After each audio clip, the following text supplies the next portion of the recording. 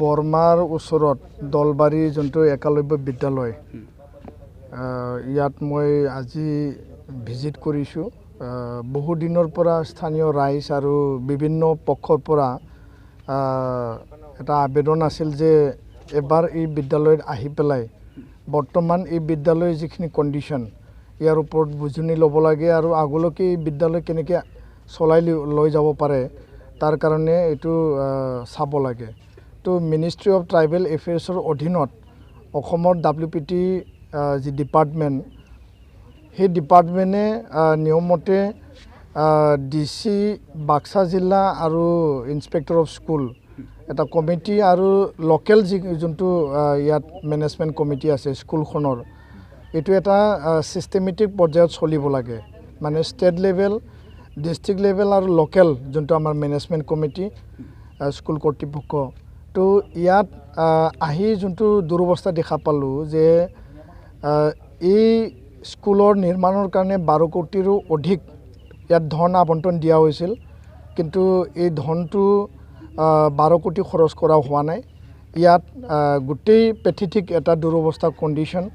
ইয়াত বিল্ডিং আচবাব বা ভাঙা চিঙা আৰম্ভণিৰ পৰাই এনেকুৱা অৱস্থা আৰু ইয়াত চিলিঙৰ অৱস্থা বেয়া হয় আৰু ক্লাছৰুমত কোনো ডেস্ক বেঞ্চৰ মানে চৰকাৰীভাৱে ইয়াতে অনুদান দিয়া নাই। স্থানীয় ৰাইজে এটা কমিটি বনাইছে আৰু এই কমিটিৰ অধীনতে এতিয়া এই বিদ্যালয়খন চলি আছে। ইয়াত প্ৰায় 600ৰো অধিক ছাত্ৰ ছাত্ৰী আছে, ট্ৰাইবেল ষ্টুডেণ্ট। শিক্ষক ইয়াত BA, BEd বা MA, MSc, MCom কৰা যিবিলাকে মানে ডিগ্ৰী লৈছে তেওঁলোকে ইয়াত পঢ়াই আছে। স্থানীয় কমিটিয়ে নিযুক্তি দিছে, কিন্তু গোটেই ছিষ্টেমটো ঠিকমতে চলা নাই। আৰু চৰকাৰে ইয়াত ৰেচিডেঞ্চিয়েল স্কুল হিচাপে খোৱা বোৱাৰ কাৰণে প্ৰতি বছৰে যিখিনি আৰ্থিক অনুদান দিব লাগে, কেন্দ্ৰীয় চৰকাৰে যিখিনি পঠায় সেই টকা তেওঁলোকে পোৱা নাই। বিল্ডিঙত মানে কমপ্লিট এতিয়ালৈকে হোৱা নাই। যোন কণ্ট্ৰেক্টৰে কাম কৰিছিল এইটো অতিকে নিম্নমানৰ কাম কৰিছে, যাৰ কাৰণে এইটো কোনো ভাল কাম হোৱা নাই বুলি আমি ক'ব বিচাৰোঁ স্পষ্টকৈ। আৰু DC বাক্সা আৰু WPT ডিপাৰ্টমেণ্ট অসম চৰকাৰৰ এইটো মিলি পেলাই স্থানীয় কমিটিৰ লগত সকলো ব্যৱস্থা ঠিক ঠাক কৰি পেলাই আমাৰ BTC বা BTRৰ শিক্ষা বিভাগে এইটো চম্ভালি পেলাই সকলো ছিষ্টেম ঠিক কৰিব লাগে। শিক্ষকসকলক ৰেগুলাৰ এপইণ্টমেণ্ট দিব লাগে। বিল্ডিংটো ৰিপেয়াৰিঙৰ কাৰণে যিখিনি ব্যৱস্থা কৰিব লাগে এইখিনি স্থানীয় কমিটিৰ লগত সকলো ব্যৱস্থা ঠিক ঠাক কৰি পেলাই আমাৰ BTC বা BTRৰ শিক্ষা বিভাগে এইটো চম্ভালি পেলাই সকলো ছিষ্টেম ঠিক কৰিব লাগে। শিক্ষকসকলক ৰেগুলাৰ এপইণ্টমেণ্ট দিব লাগে। বিল্ডিংটো ৰিপেয়াৰিঙৰ কাৰণে যিখিনি ব্যৱস্থা কৰিব লাগে এইখিনি ঠিকে ঠাকে কৰিব লাগে। মই অসমৰ মুখ্যমন্ত্ৰী ডাঙৰীয়া আৰু লগতে শিক্ষামন্ত্ৰী ডাঙৰীয়াক মই আহ্বান জনাব বিচাৰিছোঁ যে BTRত বৰ্তমান চলিত অৱস্থাত এখনে মাত্ৰ একালব্য বিদ্যালয় আছে, সেই বিদ্যালয়খন ঠিক কৰিব লাগে।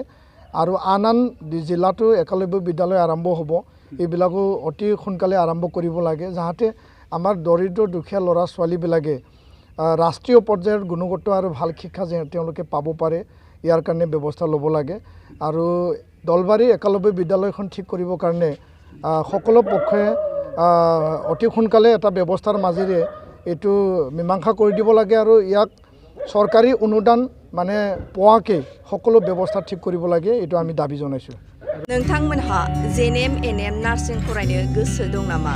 जुदि गोसो दंबोला थाबैनो क'क्राझार SAM कलेजाव मुं थिसनदो। बे फरायसालियाव 2निफ्राय 3 बोसोर नार्सिं फरायनायनि मोजां खाबु दं। जुदि गोसो दंब्ला थाबैनो 9854550697 एबा 9854300175 नाम्बाराव फोनांजाब खालामदो।